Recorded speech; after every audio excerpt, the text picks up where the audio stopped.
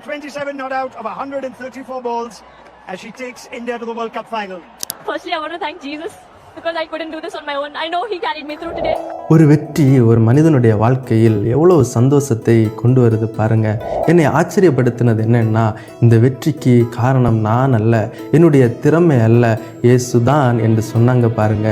இதை பார்க்கும் பொழுது பைபிளில் உள்ள ஒரு வசனம் தான் என்னுடைய ஞாபகத்திற்கு வந்தது.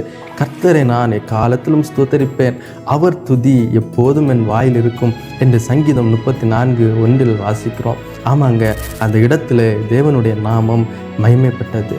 நம்மில் சிலர் நம்ம படிப்புக்கேற்ற ஒரு வேலை இல்லாமல் இருக்கும் பொழுது, ஏசப்பா என் படிப்புக்கேற்ற ஒரு வேலையை தாங்க என்று கண்ணீரோடு அவருடைய சமூகத்தில் ஜெபித்திருப்போம்.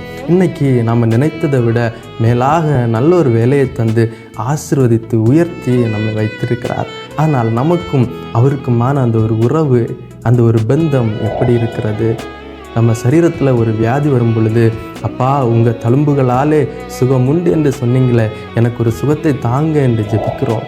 ஆனால் இன்னைக்கு சுகமாக இருக்கும் பொழுது ஆண்டவருடைய சமூகத்தில் எவ்வளோ நேரத்தை நாம் செலவு பண்ணுகிறோம்?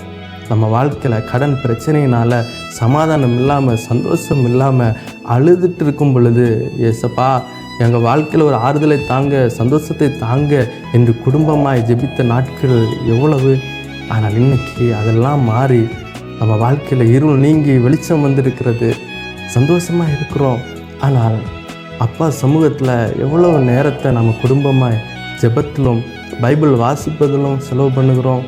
எனக்கு அருமையானவர்களே, உயர்வானாலும் தாழ்வானாலும் மரணமானாலும் ஜீவனானாலும் நஷ்டமானாலும் லாபமானாலும் ஒன்றே எப்பவும் மறக்காதீங்க, நம்முடைய தாழ்வில் நம்மை நினைத்தவரை துதியுங்கள், அவர் கிருபை என்றும் உள்ளது.